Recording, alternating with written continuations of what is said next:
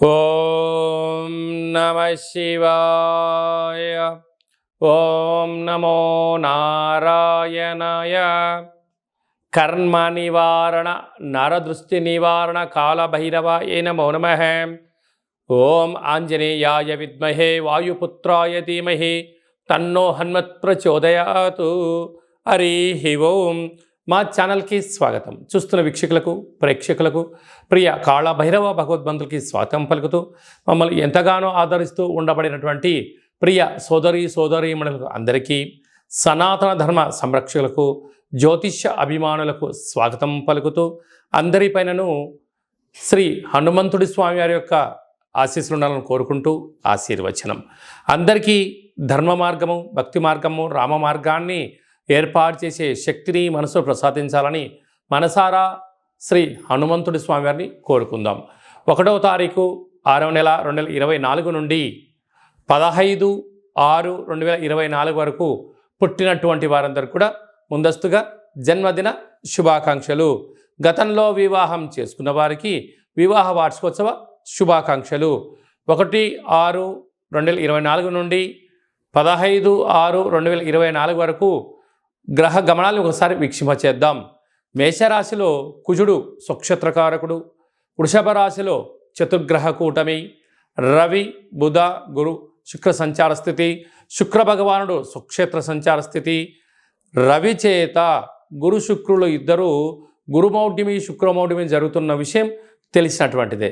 అలాగనే కన్యరాశిలో కేతు సంచార స్థితి, కుంభరాశిలో శని భగవానుడు స్వక్షేత్ర సంచార స్థితి, మీనరాశిలో రాహు సంచార స్థితితో ద్వాదశ రాశుల్లో గ్రహ గమనాలు ఈ విధంగా ఉన్నాయి. మేషరాశి వారికి గురువారం అమావాస్య రోహిణి నక్షత్రం రోజు ఎలాంటి విధులను పాటించాలి, జాతక చక్రంలో చతుర్గ్రహ కూటమి ఉన్నప్పుడు ఎలాంటి యోగాలు పొందాలో ఈ వీడియోలో సవివరంగా సంపూర్ణంగా తెలుసుకుందాం. మేషరాశిలో ఏ నక్షత్రాలు వస్తానగా అశ్విని నక్షత్రంలోని 4 పాదాలు, భరణి నక్షత్రంలో 4 పాదాలు, కృతికా నక్షత్రంలోని 1 పాదం కలిపితే మేషరాశి. చాలామందికి పుట్టినటువంటి కాల సమయంలో డేటా ఆఫ్ బర్త్లో లేనటువంటి కారణం వలన పేరు యొక్క మొదటి అక్షరాన్ని అనుసరిస్తూ రాశిని తెలుసుకునే ప్రయత్నం చేద్దాం. చూ, చే, చో, లా, లీ, లు, లే, లో, ఆ అక్షరాల వారందరూ కూడా మేషరాశి జాతకులే. మేషరాశిలోనే కుజభగవానుడు స్వక్షేత్రకంగా సంచారం చేయడం వలన చిన్న చిన్న విషయాలకు ఆందోళన తగదు. దూర వాయు జల ప్రయాణాల్లో స్వల్పమైనటువంటి ఆటంకాలు, అసలే వేసవికాలం వెళ్ళిపోతూ వర్షాకాలానికి స్వాగతం పలుకుతూ ఉండడం కాల సమయంలో కనుక మీరు ప్రయాణం చేసేటప్పుడు ఎన్నో జాగ్రత్తలు అవసరమని చెప్పి గుర్తుపెట్టుకోగలగాలి. అలాగా యంత్రాలతో ఆయుధాలతో దయచేసి చెలగాటం ఆడవద్దు. ఎందుకనగా కుజదోష ప్రభావం కారణం వల్ల మీరు ఎంత మౌనంగా ఉన్నా, ఎంత ప్రశాంతంగా ఉన్నా ఎంతటి వ్యక్తులు కొందరు పని కట్టుకొని మిమ్మల్ని అనేక రకాలుగా సూటిపోటి మాటలతో డిస్టర్బ్ చేయాలని చెప్పి ప్రయత్నం చేస్తూ ఉంటారు. ఇదంతనూ కూడా అది వారి వ్యక్తిగతం కాదు, గ్రహ సంచార స్థితి ప్రభావమే అని చెప్పి గమనించడం వలన, అంటే ఏదైనా ఒక విషయం తెలిసినప్పుడు మనం మౌనంగా ఉంటాం. అలాగా మౌనమే మీకు శరణ్యంగా భావించగలగాలి. ధనావాకు కుటుంబ స్థానంలో రవి బుధ సంచార స్థితి ఉండడం వలన ప్రభుత్వ ఉద్యోగ ప్రయత్నం చేసేవారికి ఇది చాలా మంచి కాలము. ప్రభుత్వ ఉద్యోగంలో ఉండబడిన వారికి ప్రమోషన్స్ కోసం ప్రయత్నం చేస్తున్నట్లయితే అనుకుంటున్న ప్రాంతానికి మీరు ప్రమోషన్స్ అవుతారు. గురువు శుక్రుడు స్వక్షేత్రకారకుడు అక్కడే ఉండడం వలన నూతనమైన బంగారు ఆభరణాలు, వాహనాలు, కార్లు, బంగ్లాలు, క్రయ విక్రయాలు యోగదాయకమని చెప్పి గమనించాలి.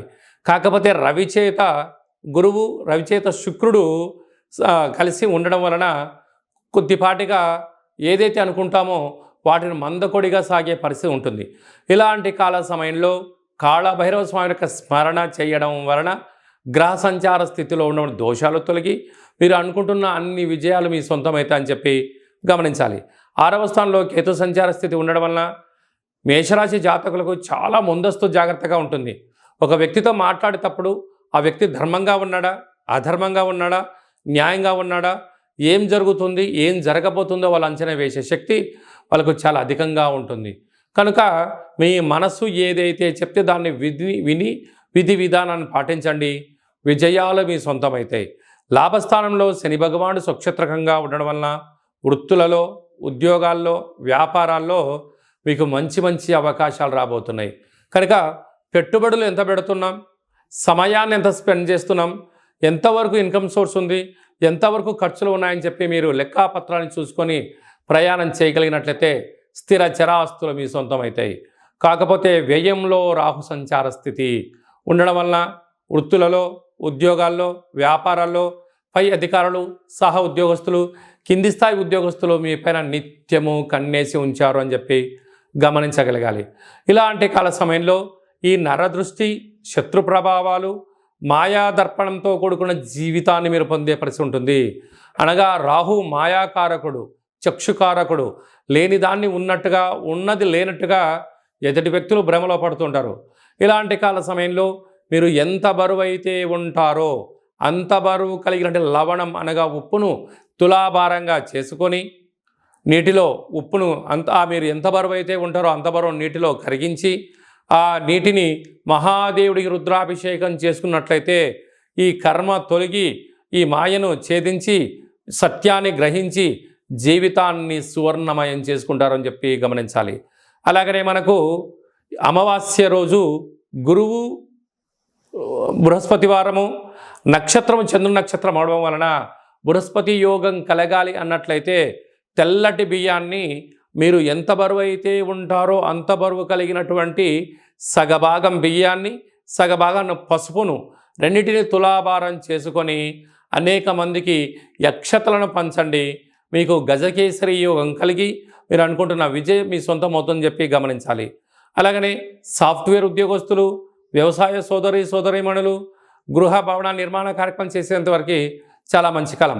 అశ్విని నక్షత్ర జాతకులకు ముందు చూపు చాలా అధికంగా ఉంటుంది, భవిష్యత్తు చాలా ఆశాజనకంగా ఉంటుంది.